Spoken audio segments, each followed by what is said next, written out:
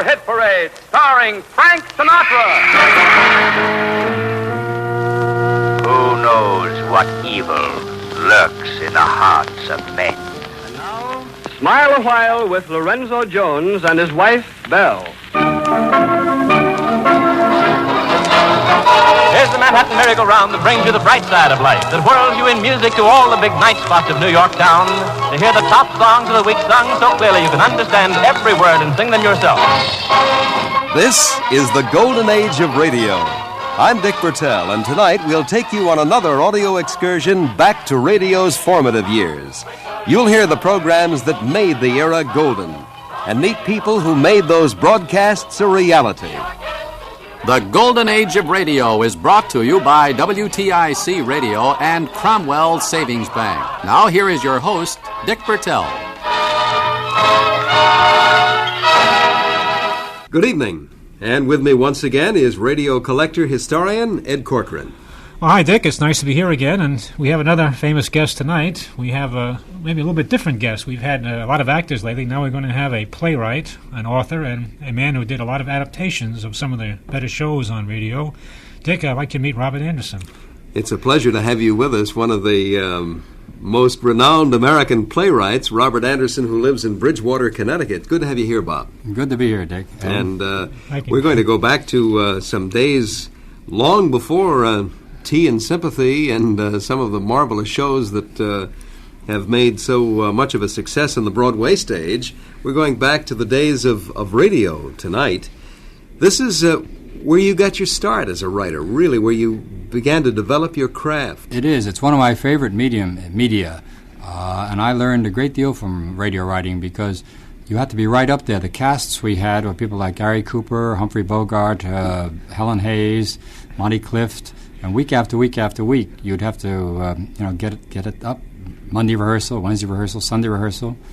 And it was a very technical medium. And, there's only 60 minutes. And I can remember many times on a Sunday, an hour before we were to go on, we'd find ourselves 10 minutes over. And to get down and cut 10 minutes out of a show that's already been ready to go on. That's easy. Take out the commercials. That'll yes. Right? But you find yourself, sitting there with a stopwatch, and you cut one line here or 3 words there, and it's very exciting. Oh, it is. I'm sure it is. And also probably very distressing to see your work being cut out line by line at that point. No, I think there's where you really learn to be a professional, because you learn that no part is bigger than the whole. Mm-hmm. And obviously, if you only got 60 minutes, that's all you can do. You can't say, well, give me 10 more minutes. No, it's great. I enjoyed the medium, and writing under pressure is very exciting. And writing lines for those great stars to speak, to hear your lines spoken by people like Deborah Carr and Ingrid Bergman, people like that. Bob, exciting. When did you write for radio? Well, I came back from the war in 46, and I was really first a playwright, Dick. I tried to be a playwright, and I was writing plays all during this period, but I couldn't sell any. So that I wrote radio and television on the side. And so I think I must have started around 48 or 49 when I first finally... And Tea and Sympathy didn't come around until 1953, which is when I stopped writing for radio and television. But, when it was no longer necessary. Yes, but I would be... If they would pay well, I would be delighted to write for radio again, because it's a writer's medium par excellence. What do you mean by that? Well, because the word has to do almost everything. The word and sound effects have to do almost everything, whereas in television, it's very much more of a visual medium. I had a very interesting experience when I was a playwright, and I first tried to get my radio job with the Theatre Guild on the air. They said, well, you're a playwright, but this is a different medium. And I had a very difficult time breaking into radio. Finally, they did let me take one on a chance. It was Robert Montgomery in The Petrified Forest. And then after I was established as a radio writer, television came in. And they said, well, you're a radio writer, and television is a different medium. And we went through all that. And then finally, when we sold Tea and Sympathy to the movies, they said, well, you're a playwright, but the movies are doing it. And finally, we got rid of that one, and I wrote the screenplay of Tea and Sympathy. No place else you can be tested now, is there, in the writing medium? No. What shows did you write for? Well, I wrote principally on radio. We're talking about radio here tonight. The Theatre Guild on the Air, which is a great show, and the Ed, I keep forgetting the name of the show. Cavalcade of America. Cavalcade of America, yes. And they were all adaptations. They were, well, of course, Cavalcade wasn't. Cavalcade were originals based on historical events, or I remember one that I wrote and we never did was on the 4 chaplains. Do you remember the story? You old enough to remember the 4 chaplains who went down in World War II on the ship and gave their life jackets to... He's old enough, he may not remember it. I remember the Sullivan brothers going down. But this was, and then they named the destroyer the 4 chaplains. Yeah. And I wrote that story, it never got on. But most of these were adaptations for the Theatre Guild. I did about 40 shows for them.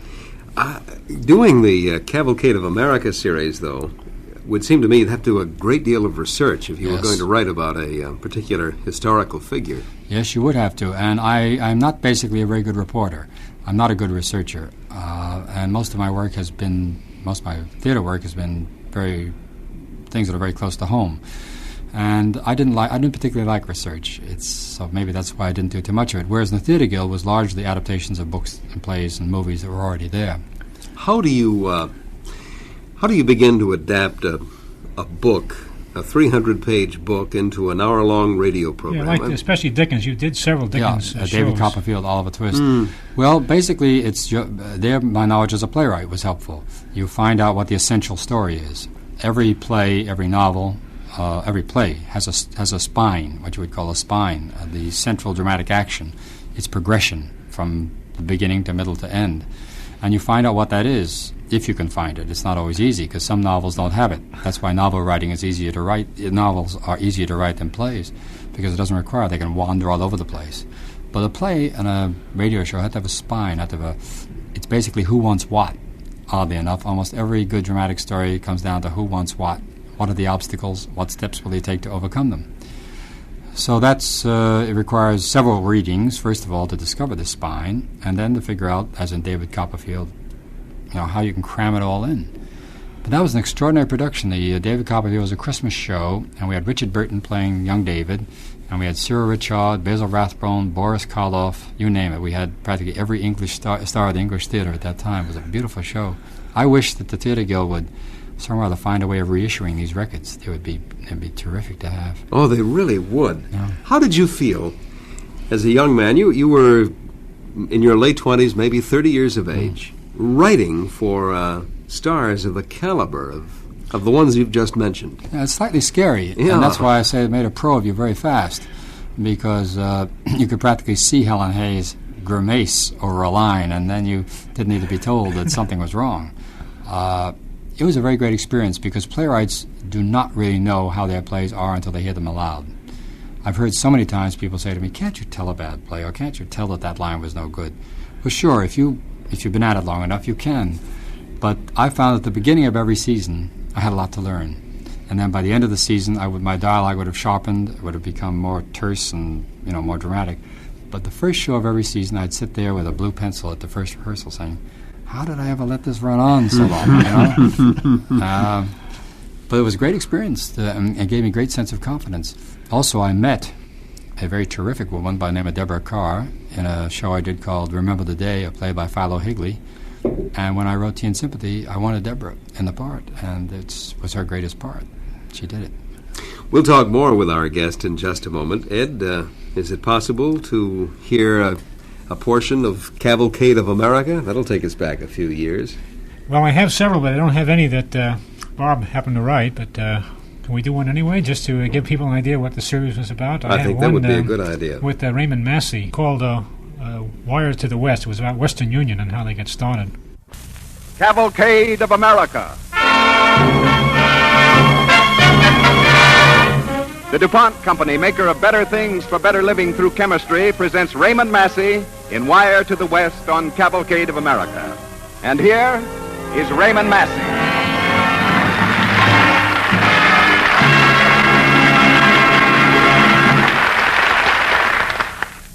Good evening. Tonight, the DuPont Company brings Cavalcade of America back for its 15th year on the air.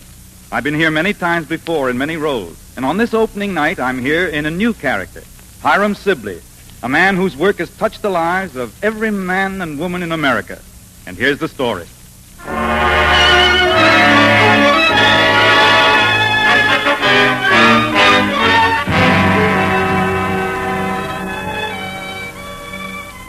It's Washington, D.C., back in the middle of the last century. Mr. Hiram Sibley of Rochester, New York, enters a sleepy little telegraph office. Anyone here? Hello? Hello? Come in. I hear you. I ain't deaf. I heard you the first time. I want to send this telegram to Rochester. Oh, Rochester. Got it read out? Of course. Rochester's pretty expensive. You'd save yourself a lot of money if you send it to New York. Even Boston would be cheaper. Will you please send this to Rochester? All right, if you like. I was just advising you. Let's see now. October 4, 1849. Mrs. Elizabeth Sibley. Your wife? Yes, but why? Just curious. Mrs. Elizabeth Sibley, business successfully concluded. Leave Washington today, arrive home Tuesday, kiss the children. Love, Hiram. 1, 2, 3, 4, 5, 6, 7, 8, 9, 10, 11, 12, 13. Kissing the children is going to cost you extra. Fees $1.75 for 10 words, 25 cents a word thereafter. Still want to kiss them?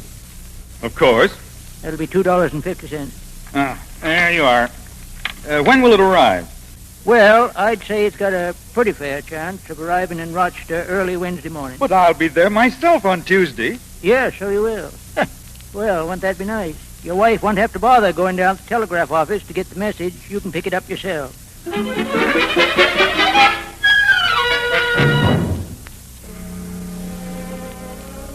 100 years ago, the infant telegraph industry teetered on the brink of chaos. Over 50 different lines, large and small, were operating along the eastern seaboard of the country, a few even reaching timidly westward towards the Mississippi.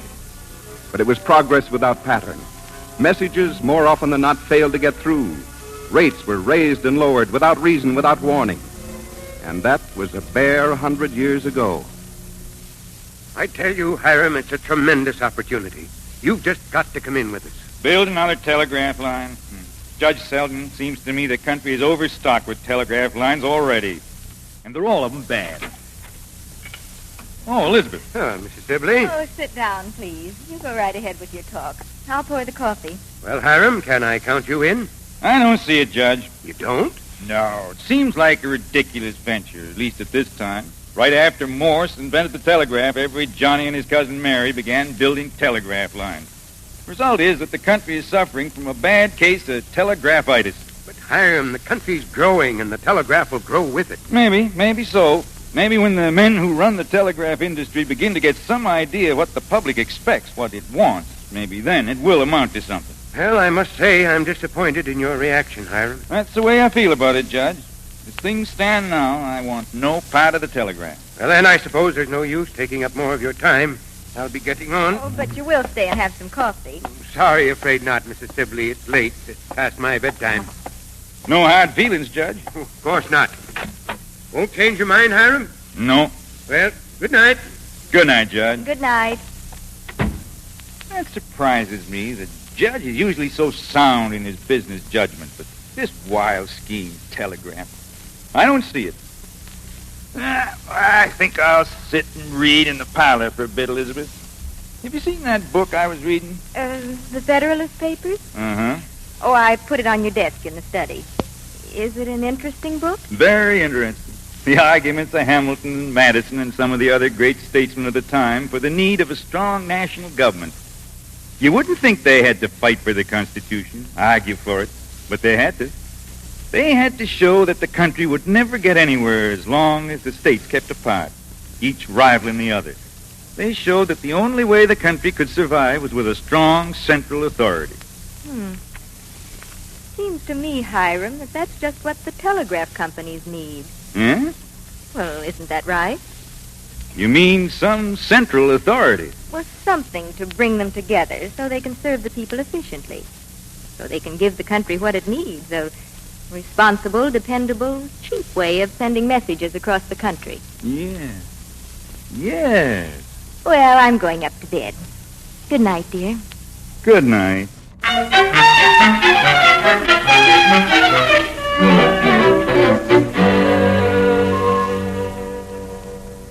Wire to the West, Raymond Massey, a portion of Cavalcade of America. Our guest is the well-known playwright Robert Anderson, and we'll continue our conversation right after this message from our sponsor. get growing, get growing. You can count the difference when you're growing. Cromwell Savings Bank of Cromwell.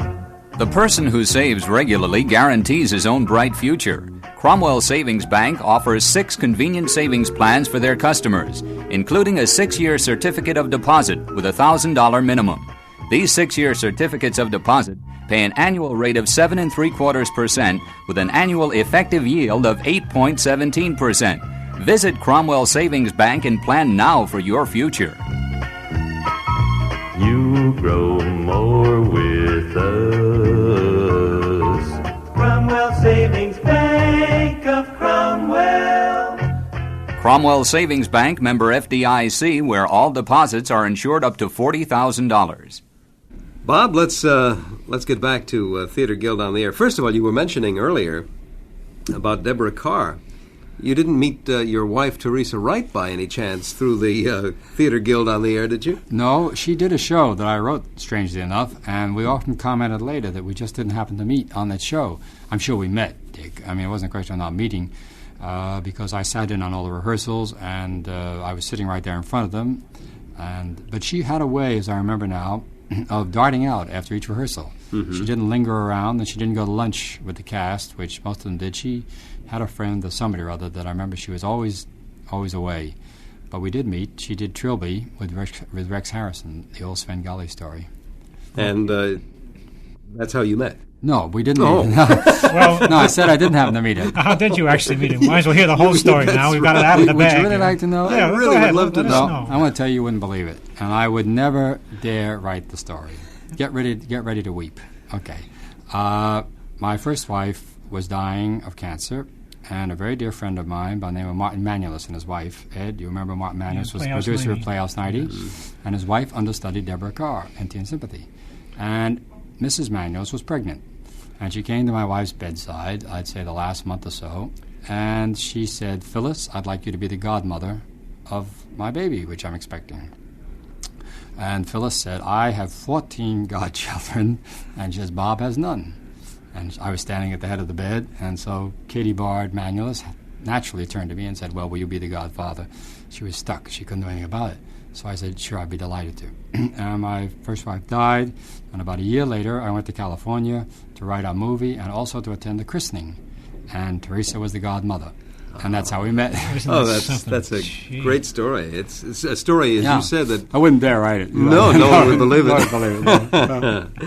Well, nevertheless, let's get back to the idea of playwriting and the problems that are inherently there for the playwright in radio. Obviously, you have to work with sound effects and with the spoken word. We were trying to figure out how you'd ever do the ending of Tea and Sympathy on the air. You can't do it. There's no way. Well, yes, maybe do it on radio. Tonight, maybe, Nick, if you know what I mean. I would. Ed and I were talking about it before, and the end of Tea and Sympathy, for those who don't know it, is where Deborah Carr, the character Laura, unbuttons the top 2 buttons of her blouse, getting ready to go to bed with this boy. And so I jokingly said it would have to be a zipper, and you would hear the zipper go down. I had a lot of those problems. It's fascinating. It's like a handyman job. You have friends who are handymen, and you present them with electrical problems, or you say, "My icebox doesn't work," or "My television set doesn't work," and they come in and putter around with it, and they find how to make it work. Well, along with that question that you asked earlier about how do you harness an enormous novel like David Copperfield, once you've decided on that, there are certain technical things you have to do. Now, for example, I did Come Back Little Sheba, which is a Bill Inges play about a man, an alcoholic, who is now Alcoholics Anonymous, but he's being driven crazy by his wife, who was played by Shirley Booth. And so you have this thing of he's always reaching for the bottle, but he doesn't use it, doesn't pour it. So I had to try to figure out how could I possibly dramatize that moment when he poured it. And I finally, I was writing it around Christmas time, and somebody gave me one of those bottle pourers that you stick in the top of your bottle of whiskey, and every time you pour it, it plays Old Lang Syne or something. Oh. And so we established that as a gift and so on and so forth, so that terrible moment came when he finally poured it, and that, you heard that, should old acquaintance be forgotten. And then, a very important part of radio, the orchestra, the music. which was always played those glorious bridges, which prepared you for the next scene. It took up the old Lang Syne thing and built it into a weird, terrible moment, terrifying moment. And there was essentially no dialogue around this. No, because the man was alone on stage. Right. And you heard him walk, you heard him walk over, you heard him open the cupboard, and then you heard, "This should all the cranes be forgot." And you knew he was taking his first drink, and that he would then go after his wife with an axe and so on. So that there are a lot of those. I can't remember all of them. I remember that one specifically because it was one of the toughest, is to try to find what the audience would see in the theater, and we had to make them hear it in radio. And that's fun. It's really... It's more fun than the other thing, which is just basic work of trying to harness a story which is 600 pages into what was essentially about 54 minutes. Well, many times there are characters in the book that never appear, either the screen or the radio adaptation. How do you decide to eliminate a character out of the... some people may like the character or feel that it's missing from the action. Well, that's usually only in terms of a novel. In terms of a play, you can usually keep all the characters. And sometimes in a movie, you'd have to eliminate. You'd be surprised, though. I studied movie scripts when I was doing these adaptations, and it was the first time I really realized that there are usually only about 3 good parts in a movie. Really? Don't tell that to the actors. No, but it's true. There are only approximately 3 good parts. And so you concentrate on those 3 good parts. I mean, if it's a triangle story, that's obvious. One of the men may have another girl somewhere in the offing, but you find out when you break it down that she may only have 2 scenes just to establish her. Mm-hmm. And but a novel is difficult, like Dickens, where everybody has his favorite characters, but you're able to generally keep enough of each one. First of all, you get out of that spine, and you say, how many of these people do I need to tell the story? And then how many I can allow the luxury to bring in for color or for dressing up. That's why playwriting to me, and as you know, I've written a novel, to me playwriting is the backbone of all writing, because if you can write a good play, you understand progression, and that's all you need in a novel too. Getting back to that technique that you were talking about just a couple of moments ago of pouring the bottle, took a great deal of ingenuity and observation on your part, but not all of radio writing was that good or that slick. And I don't mean slick in any derogatory sense. Let's say effective. Effective, right. That's a much better word. Very often they would use verbiage to describe things that didn't need to be described. Yeah. I remember listening, I don't know if I ever shared this one with you, Ed, but I remember listening to a Dick Tracy program, and they were questioning a suspect, and he asked for a glass of water, and I remember the line because as a kid I laughed at it. One of the policemen, Pat Harrington or whatever his name, Pat Patton, said, "I'll give him the glass of water. I'm standing next to the water cooler." That's great. Yes. And I said to myself, well, that was absolutely unnecessary. "I'll give him the glass of water" would have been fine, Oh, this is what Helen Hayes used to call scab picking. It was a lovely phrase. I think the someplace line, somebody brought up a question like that. Somebody said, "Don't we need to know that the cop is standing next to the suspect?" And they said, "Scab picking, for heaven's sakes. Let the audience..." Reminds me of a great story. It has nothing to do with the radio, but it's a Xanax story, where a couple of it's a story conference. They're talking about... Xanax says, "Now this is the way I think the story should go. That so-and-so and so-and-so, and he gets the gun, and he puts it under the pillow, and... or something, I've forgotten about that. But at the end of the story writer said, "How did the gun get under the pillow, Mr. Zanuck?" And Zanuck says, "I put it there." Anything. But one of the interesting things I'm remembering about radio, there used to be a rule that you had to get them in the first 30 seconds. Or the idea was that the hand reached out and turned the knob. Yeah. And Homer Fickett, who is the great director on the Theatre Guild on the air shows, I think he directed all of them. Mm-hmm. And that was a rule that somehow or other, in the first 30 seconds, you'd have to... And we very often do it by a narration. I love to use narrations. And it would go something like, "I never knew that it was going to end this way when I started." And suddenly you have them hooked. Something like that. That was a great technique that was developed in the 40s of more or less stream of consciousness. And this way you eliminated the narrator as such. Mm-hmm. It was the actor. It was Bogart or... It was a first-person narration. Usually. Right, yes. Right. I know Roger Pryor wasn't he the narrator on our show? And he used to get very furious because instead of coming in and saying, "And so Richard does so-and-so and so-and-so," I always had the narration with the actors. It seemed to me much better to be told from a point of view. Sure. Just as a novel, the easiest novel to write is the first-person novel. So the easiest, I think, radio show or radio drama is the first person. And it makes it much more intimate, and you can say what's going on in the person's mind, and he can break in. You can have bridges, you can have voiceovers. You know, that old business of a voice fading into the background, but you're still here, but the hero is saying, whatever was going on in his mind. It's a very flexible medium. I find it very exciting. Yeah. When you wrote a script for the Theater Guild on the Air, were you in the audience when it was performed? Were you there? No. Generally, I would be at home listening to it. I was exhausted by that time, and I would be at home listening to it with friends. And they did do it in the theater, though. And it was quite a gala evening. The actors got dressed up in evening clothes, and there was an invited audience. It was live laughter. Yeah. Live laughter. And it was either there or it wasn't there. I mean, nobody held up a sign saying laugh. And sometimes, as a matter of fact, if we had a comedy, we'd run over. I mean, we'd start to run over, and then the actors would have to, hurry up their lines to get through on time. Yeah, they didn't count all that laughter. Norman Brokenshire was the announcer on that show, wasn't he? Yes, one of the wonderful, greats. mellifluous voice. Yeah. We'll get back to our guest, Robert Anderson, in just a moment. Get growing, get growing. You can count the difference when you're growing. Cromwell Savings Bank of Cromwell. Now the friendly folks at Cromwell Savings Bank are friendlier than ever. In their continuing effort to expand and improve their services, they recently completed a survey of their customer banking needs. The result? A majority indicated a desire for Saturday morning banking facilities. So now, Cromwell Savings Bank is open Saturdays from 9 a.m. to 12 noon for full banking services. Bank with them on Saturdays for your banking convenience. You grow more with us.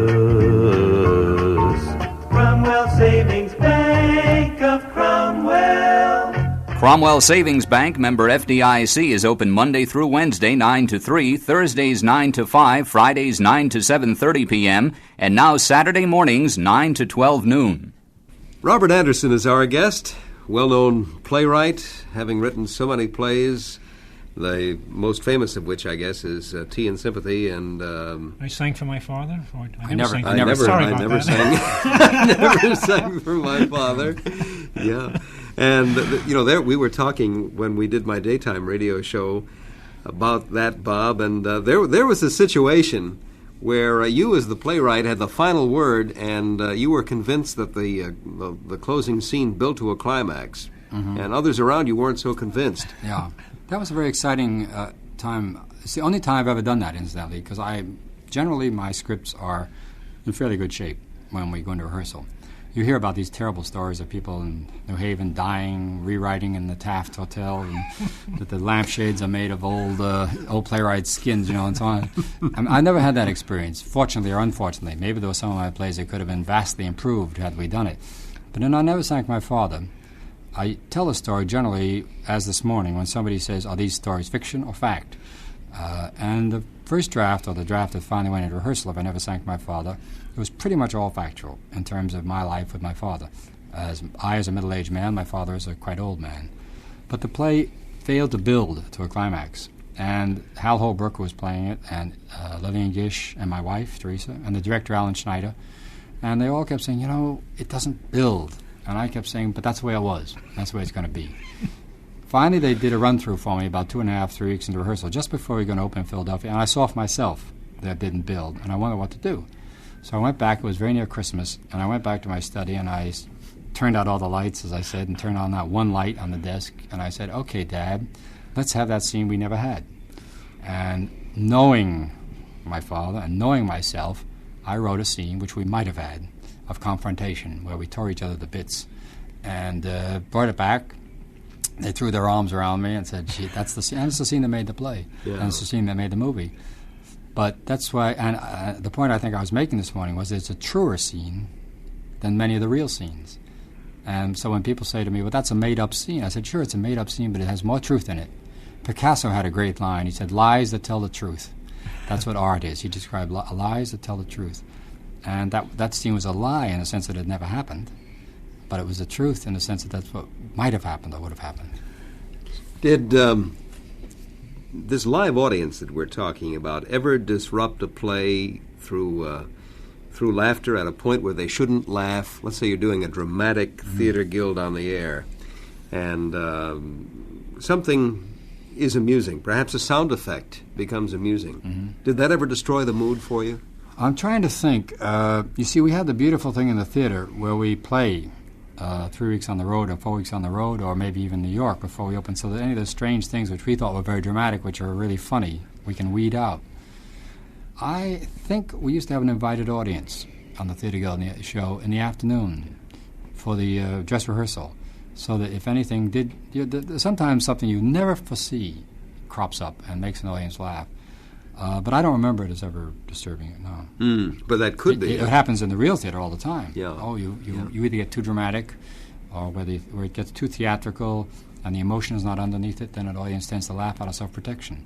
Because if they're not emotionally with it, they get very upset at something. It must really make the actors feel quite uncertain if the audience laughs at a very heavy dramatic scene. Well, now, going back to Tea and Sympathy, going back to the theater now for a second, we had that at the last scene of Tea and Sympathy, where Deborah Carr offers herself to this boy. And Deborah used to get very, very upset. And Kazan said, "Look, Deborah, we are talking about things here in this theater for 1,000 people, which most people don't talk about in their own homes. So they're going to laugh at you out of nervousness." And he said, "You simply mustn't mind it. They're going to titter, they're going to giggle, but you mustn't let it bother you." And she didn't. And pretty soon after the play had run a little while, people got to know what it was about, and they came in there with seriousness. Yeah, that's very important. Any anecdotes that you can recall with people like Bogart or Gary Cooper? Not in turn. Well, it's not really an anecdote, but radio really weeded out actors. You see, there are many actors in the movies who are really not actors, and I think that Gary Cooper was one of them. He was a marvelous screen actor. There's nobody can ever question that.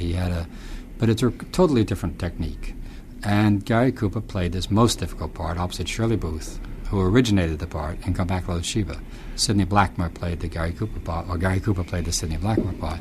Well, this was rough on him because he's coming up against a girl who had won a Tony for the part, and he felt very awkward and very uncomfortable.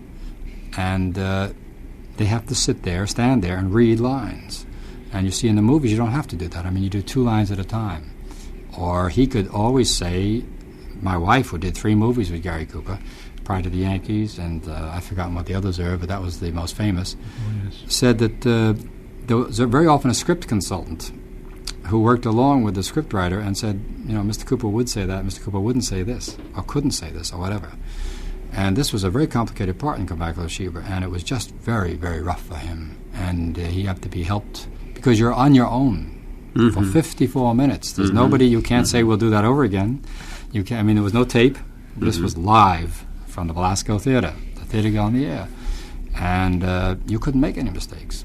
There was no way of fixing them once you'd made them. It was very exciting. It's like live television. Did he get through it? He got through it, but he required a great deal of extra rehearsing with the director. And it was just simply, it was not his medium. And I think that's about, we didn't have too many boo-boos or bad things. I would think on a show like that, the theater would have to cave in for anything really to go wrong. They must have been very well rehearsed. How long would they be in rehearsal? Well, we would rehearse Mondays. The show went on Sunday, and so we'd rehearse Tuesday to give Homer Fickett a rest. Rehearsed Tuesday for a couple of run-throughs, a couple of readings, a couple of run-throughs to hear how the lines sounded, to hear we were in time, always with that stopwatch, you see, because that was vital. Then we'd have a conference, and I would go home and rewrite Tuesday night and Wednesday, I think. Then another rehearsal Thursday, a full, big rehearsal, like 6-7 hours. And then finally about the 4 hours rehearsal, 4 or 5 hours rehearsal before on the air. It was a very, very neatly rehearsed show and extensively rehearsed, Yeah, we've talked to other radio actors, and they feel the same way, that when you put a good radio actor against a good movie actor, they can run circles around them as far as the use of the voice on the air. Except we have a phrase in the theater. When somebody comes in and auditions for us, we say, uh-oh, it's a radio actor, which means that they can catch a certain quality of the part, and they catch it immediately, and they give you something, but they may never be able to go more deeply. And that still applies today? Yeah. Well, of course, there's not so many radio actors. You might say it's a soap opera actor. But these people in soap operas, are handed a script maybe a day or less than a day before they go on. And they have to memorize the part, which is difficult enough in itself, so they tend to give often a superficial performance. And sometimes an actor will impress you enormously in a reading in a theater, and then he never goes any further. Yeah. Because he just has that glibness, that certain glib... Which is what was required in radio for the workaday actor. Right. Yeah. Right. You know, we've been building up to Theater Guild on the Air all night long on this program, and I think it's about time that we played an excerpt from one of those shows, and, of course, one of your works, Bob, especially. And we have a big treat, I think, in this recording of John Steinbeck's Of Mice and Men. Burgess Meredith is featured along with June Havoc, who was a star here on this program about 2 or 3 years ago. And so let's listen to Of Mice and Men, adapted for radio by Robert Anderson. Ladies and gentlemen, the United States Steel Corporation invites you to hear Burgess Meredith and June Havoc in the Theater Guild on the Air production of Mice and Men.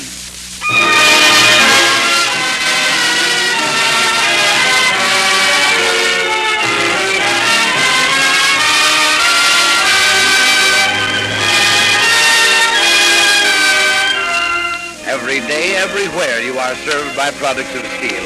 At home, in your business, and when you travel.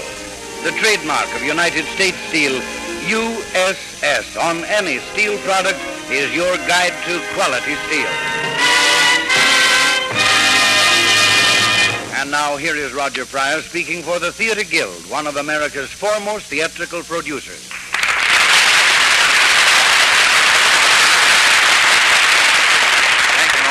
And good evening, everyone. Our play tonight, Of Mice and Men, by John Steinbeck, was a best-selling novel, a popular motion picture, and as a play, it won the Drama Critics Award.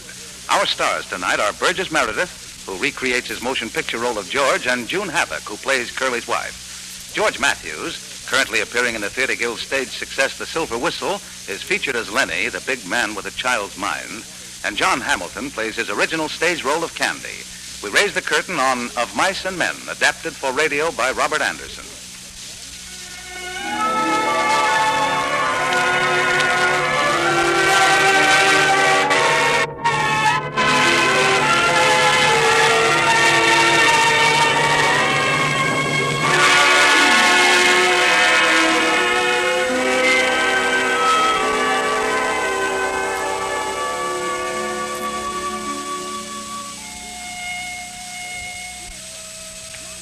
Guys like us that work on ranches is the loneliest guys in the world.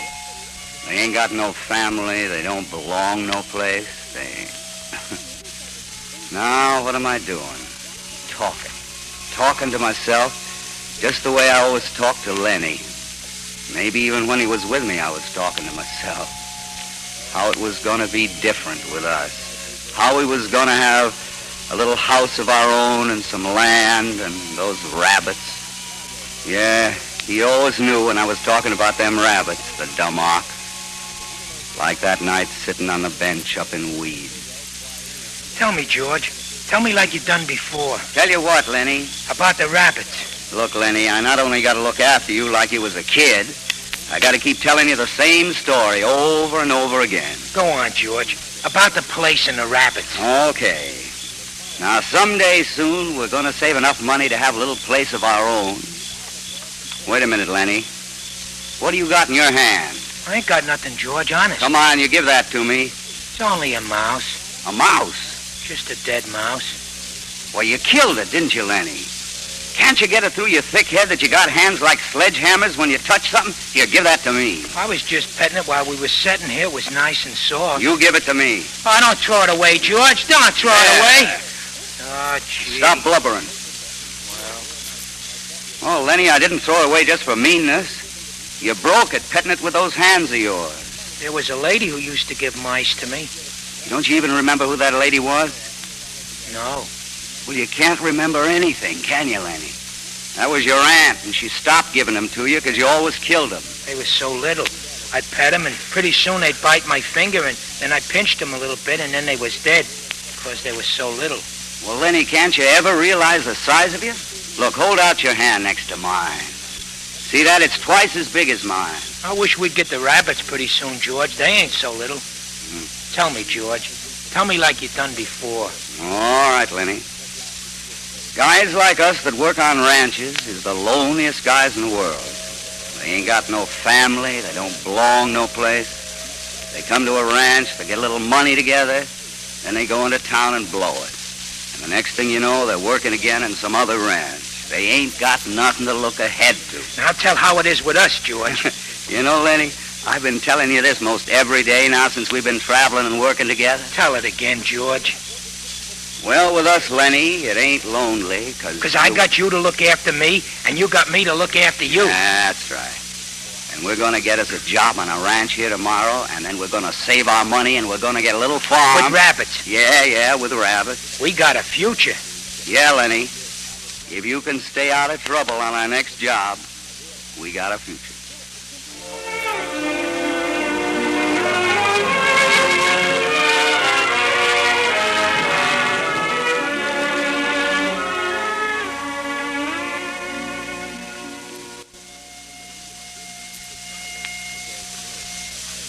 Maybe I should have let him keep that mouse.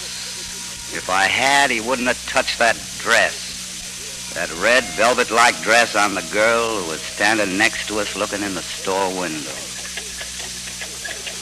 George, you going to buy something in this store? No, I'm just looking. George, look at the dress on this girl. What of it? It's pretty. Looks soft. Yeah, well, forget about it and come over here. I want to look in this window. Soft dress. Hey, you. Let go my sleeve. Soft. Lenny! Let go my sleeve. Let go.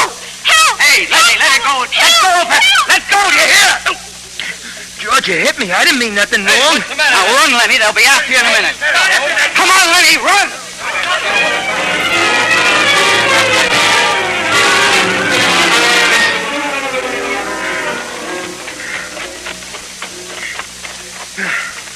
Come on, Lenny.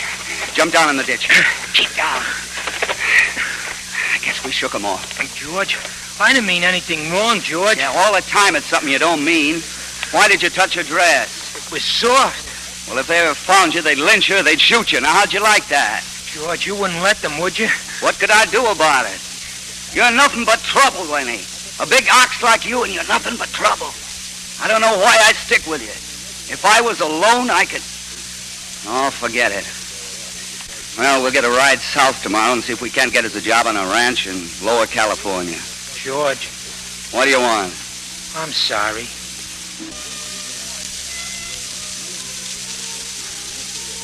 Why didn't we get fired? Why didn't the boss fire us that night? I never should have let Slim talk him out of it. Then Lenny wouldn't have been out in the barn the next morning with his puppy, and none of it would have happened. Poor little puppy. Why did you gotta get killed, puppy? You ain't so little as mice. I didn't bounce you hard. Gotta hide you in the straw here. Yeah. Now, let's see. This ain't no bad thing like I gotta go hide in the brush for. What's that? Who's that? Huh? Who's this? Oh, it's only you. What are you doing here in the barn? Just sitting here. Listen, you won't tell nobody you saw me here with my suitcase, will you? George told me I ain't to talk to you or nothing. You're nuts, ain't you? But you're a kind of nice fella anyways. You're just like a big baby. A person can kind of see what you mean, though. You know, when I'm doing my hair sometimes, I just sit there and I stroke it because it's so soft. Like this. Some people got kind of coarse hair. Not mine. Mine is soft and fine. Here, would you like to touch it? Here, right here in the back of my neck. Well, I don't... Oh, don't be so scared all the time. Come on, give me your hand. Boy, that's some mitt you got there, ain't it? There, put on my head, right in the back of my head. You see what I mean there? My hair is soft and silky, ain't it? That's nice, ain't it? Yeah. Go on now. Don't muss my hair up, though. That's nice. That's nice. Hey, look out there. That's too hard. See, go on now. You're going to muss it up. Oh! Hey, look, you stop it now. You're going to muss it all up. Hey, let go! Hey, let go! Oh, please don't do that. George will be mad at me. I can't let you go if you're going to make noise. George will hear you and he'll be mad. If I take my hand away, you won't scream, will you? No, don't. I don't want you to yell. You're going to get me in trouble just like George says you will. If you go on yelling, I'll shake you. I'll shake you like this, see? I don't want to hurt you. But George will be mad if you yell. An excerpt from Of Mice and Men, as adapted for radio by our guest tonight here on the Golden Age of Radio, the well-known playwright Robert Anderson. We'll get back to our guest right after this message. Get growing, get growing. You can count the difference when you're growing. Cromwell Savings Bank of Cromwell. With the ever-increasing cost of living, it's harder to save these days. Yet it's more important than ever to make that extra sacrifice to save. Why? Well, because tomorrow's dreams will still be financed with today's savings. Cromwell Savings Bank suggests that whatever the amount, you save on a regular weekly basis. It's a good habit that you'll be thankful you acquired. Visit Cromwell Savings and inquire about any one of their 6 convenient savings plans. You grow more with us. Cromwell Savings Bank of Cromwell. Cromwell Savings Bank, member FDIC, where you can now save Saturday mornings from 9 to 12 noon. Plenty of free parking available. Bob, there are so many facets to your career that we haven't even touched, but this is the golden age of radio, and we did want to concentrate on that tonight, and I found it fascinating talking with you and learning about how you developed your craft through this marvelous medium of radio. It's been very enjoyable. Thank you, Dick. I've always loved radio, and it's been fun to talk about it. Robert Anderson, our guest tonight here on the Golden Age of Radio, and until next time, this is Dick Bertel. Ed Corcoran. Good night. The Golden Age of Radio has been brought to you by WTIC and Cromwell Savings Bank, located at Main and West Streets in Cromwell. A friendly bank in a friendly town. The Golden Age of Radio was produced by Bill Grasty and Dick Bertel. Presents the Charlie McCarthy Show.